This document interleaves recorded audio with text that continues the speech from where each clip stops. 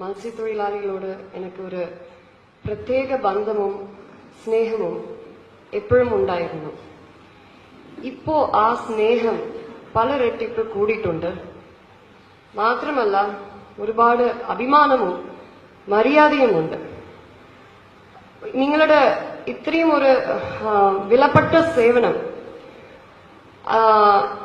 എന്തുമാത്രം ഇത് വിലപ്പെട്ട സേവനം എന്ന് ഞാൻ പറയാൻ പോവുകയാണ്. പക്ഷെ അതിനു മുൻപ് ഞാൻ എവിടെ നിന്ന് വരുന്നോ അവിടെ ഞങ്ങളുടെ സംസ്കാരം എങ്ങനെ നന്ദി പറയണമെങ്കിൽ കൈകൂപ്പി നന്ദി പറയും. അപ്പോ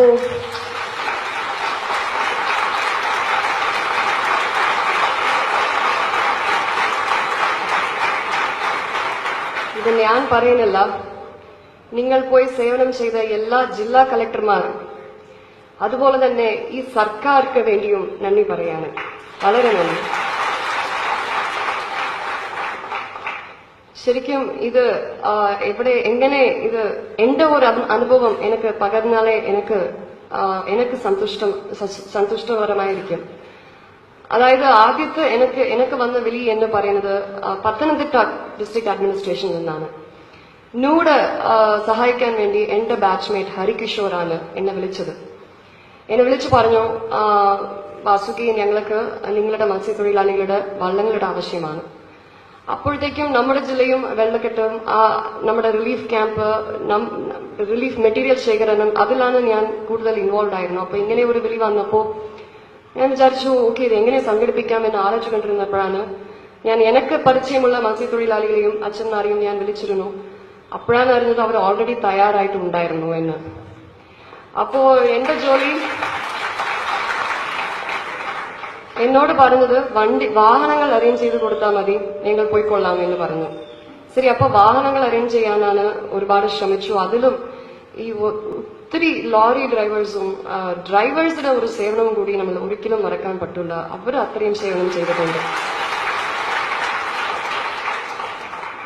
പിന്നെ ഇങ്ങനെ പത്തനംതിട്ടക്ക് അയച്ചുകൊണ്ടിരിക്കുമ്പോഴാണ് അപ്പോഴത്തെ സ്ഥിതിയിൽ പത്തനംതിട്ടയും എറണാകുളവും തൃശ്ശൂരും ഇടുക്കി ജില്ലയുമാണ് അഫക്റ്റഡ് ആയിരുന്നത്, ബാധിച്ചിരുന്നത്.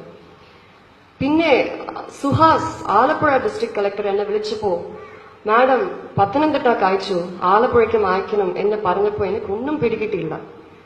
എന്താ സംഭവിക്കുന്നു നമ്മുടെ കേരളത്തിലെ? അപ്പൊ അങ്ങനെ ഒരു ഹെൽപ്ലെസ്നെസ്, ഒരു നിസ്സഹായത, ഒരു ഫീലിംഗ് ആണ്, ഒരു ഹെൽപ്ലെസ്നെസ് ആണ് ഉണ്ടായിരുന്നു. അപ്പോഴാണ് ബിഷപ്പ് ഹൗസിൽ നിന്ന് ഫാദർ തിയോഡീസിന് വിളി വന്നിരുന്നു, മാഡം എത്ര മത്സ്യത്തൊഴിലാളികൾ വേണമെങ്കിലും പറയൂ, എത്ര വള്ളങ്ങൾ വേണമെങ്കിലും പറയൂ, ഞങ്ങൾ പോവാമെന്ന് പറയൂ. ആ ഒരു വാക്ക് ഒരു ജില്ലാ കളക്ടറായിട്ട്, ഒരു ഭരണാധികാരിയായിട്ട് എനിക്ക് എത്രമാത്രം ആശ്വാസം കൊടുത്തു എന്ന് വാക്കുകളാൽ പറയാൻ പറ്റില്ല. അത്രയ്ക്കും നന്ദിയുണ്ട്. ആ ഒരു വാക്ക് ഞങ്ങൾക്ക് ഒത്തിരി ധൈര്യം കൊടുത്തു. ഈ പ്രളയത്തിന് ശരിക്കും പറഞ്ഞാൽ ബൈബിളില് പറയും, പ്രളയത്തില് നോവാണ് വലിയ ബോട്ടുകൾ വെച്ച് എല്ലാവരെയും രക്ഷിച്ചു എന്ന്. പക്ഷെ ഇവിടെ നിന്ന് പോയ ഓരോരോ മത്സ്യത്തൊഴിലാളിയും ഒരു നോവായിട്ട് മാറി ഞങ്ങൾ എല്ലാവരെയും രക്ഷിച്ചു. നമ്മുടെ ബഹുമാനപ്പെട്ട മന്ത്രി പറഞ്ഞതുപോലെ 65,000 എന്ന കണക്ക് എനിക്ക് ഇന്നേ അറിഞ്ഞു. അത് ഏറ്റവും വലിയ ഒരു സാധനയാണ്. It's great achievement. ആൻഡ്